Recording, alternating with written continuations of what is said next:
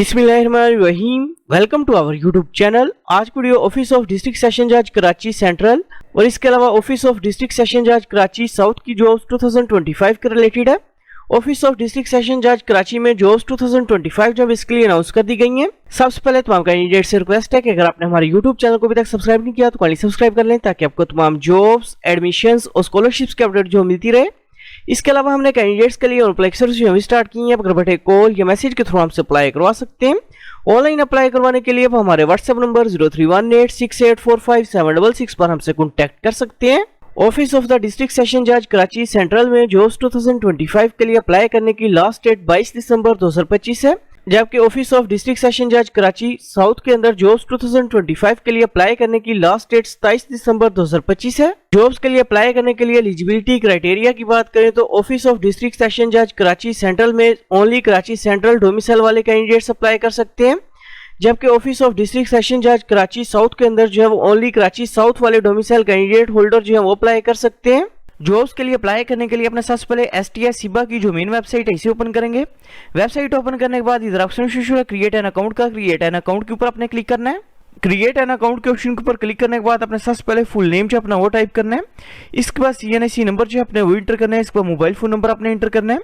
इसके बाद email address अपने इंटर करना है। इसके बाद अपने पासवर्ड जो है वो इंटर करना है। इसके बाद अपने OTP कोड जो है वो इंटर करना है और क्रिएट एन अकाउंट के ऊपर अपने क्लिक करना है। अकाउंट जो है क्रिएट करने के बाद अपने अकाउंट को अपने लॉगिन करना है।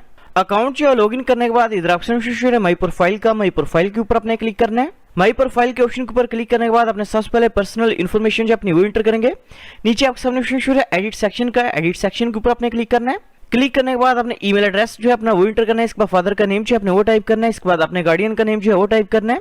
इसके बाद डेट ऑफ बर्थ जो है अपने वो सिलेक्ट करनी है। इसके बाद जेंडर अपने सिलेक्ट करना है। इसके बाद मैरिटल स्टेटस जो अपने वो सिलेक्ट करना है। इसके बाद रिलीजन का नेम जो है अपने वो सिलेक्ट करना है। इसके बाद इन केस अगर आप करंटली गवर्नमेंट एम्प्लॉय हैं तो अपने येस के ऊपर क्लिक करना है, अदरवाइज अपने नो के ऊपर क्लिक करना है। इसके बाद इन केस अगर आपकी कोई डिसेबिलिटी है तो अपने येस के ऊपर क्लिक करेंगे, अदरवाइज अपने नो के ऊपर क्लिक करना है और सेव एंड अपडेट के ऊपर अपने क्लिक करना है। पर्सनल इन्फॉर्मेशन जो है वो इंटर करने के बाद एड्रेस इन्फॉर्मेशन के नीचे आपके सामने ऑप्शन है एडिट सेक्शन का। एडिट सेक्शन के ऊपर अपने क्लिक करना है। क्लिक करने के बाद अपने एड्रेस की डिटेल जो है वो इंटर करेंगे। सबसे पहले अपने डोमिसाइल डिस्ट्रिक्ट का नेम जो है वो सिलेक्ट करेंगे। इसके बाद डोमिसाइल तहसील का नेम जो है अपने वो सिलेक्ट करना है। इसके बाद अपने यूनियन काउंसिल का नंबर जो है वो इंटर करना है। इसके बाद डोमिसाइल का नंबर इंटर करेंगे। इसके बाद परमानेंट रेजिडेंसी सर्टिफिकेट का नंबर जो है अपने वो इंटर करना है। इसके बाद अपने डोमिसाइल की इशुएंस डेट जो है वो सिलेक्ट करनी है। इसके बाद परमानेंट रेजिडेंसी सर्टिफिकेट की इशुएंस डेट जो है वो सिलेक्ट करेंगे। इसके बाद अपने डोमिसाइल टाइप जो है वो सिलेक्ट करनी है। इसके बाद नीचे अपने करंट एड्रेस जो है वो टाइप करना है। इसके बाद पोस्टल एड्रेस टाइप करना है। इसके बाद नीचे अपने परमानेंट एड्रेस जो है वो टाइप करना है और सेव एंड अपडेट के ऊपर अपने क्लिक करना है। एड्रेस की डिटेल जो है वो इंटर करने के बाद नीचे ऑप्शन है एजुकेशनल इन्फॉर्मेशन का। एडिट सेक्शन के ऊपर क्लिक करके अपने एकेडमिक इन्फॉर्मेशन जो है वो इंटर करनी है। इसके बाद नीचे ऑप्शन है सर्टिफिकेशन डिप्लोमा का। इनकेस अगर आपने कोई कंप्यूटर कोर्स वगैरह किया हो तो उसकी डिटेल जो है वो इंटर करनी है। इसके बाद नीचे लास्ट में आपको ऑप्शन है एक्सपीरियंस इन्फॉर्मेशन का। इनकेस अगर आपके पास कोई भी वर्क एक्सपीरियंस है तो अपने वर्क एक्सपीरियंस की डिटेल जो है अपने वो इंटर करनी है।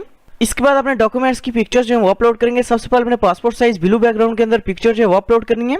इसके बाद अपने CNIC की फ्रंट साइड की पिक्चर अपलोड करनी है। इसके बाद CNIC की बैक साइड की पिक्चर जो है वो अपलोड करेंगे। इसके बाद डोमिसाइल की पिक्चर जो है अपने वो अपलोड करनी है। इसके बाद परमानेंट रेजिडेंसी सर्टिफिकेट की पिक्चर जो है वो अपलोड करनी है।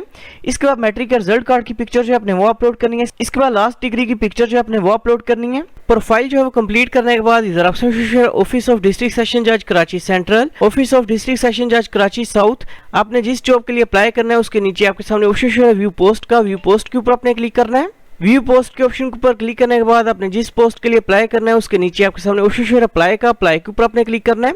फॉर एग्जांपल अप्लाई के ऑप्शन के ऊपर क्लिक करने के बाद एक्सेप्ट एंड सबमिट इस ऑप्शन के ऊपर अपने क्लिक करना है। इसके बाद इधर ऑप्शन है डाउनलोड चलान का। डाउनलोड चलान के ऊपर अपने क्लिक करना है। क्लिक करने के बाद अपने एप्लीकेशन प्रोसेसिंग फीस जो वो पे करनी है। एप्लीकेशन प्रोसेसिंग फीस की बात करें तो एप्लीकेशन प्रोसेसिंग फीस जो बेसिकली 1500 रुपीज़ है, जो कि आप किसी भी ऑनलाइन मोबाइल बैंकिंग एप्लीकेशन के थ्रू जो वो पे कर सकते हैं।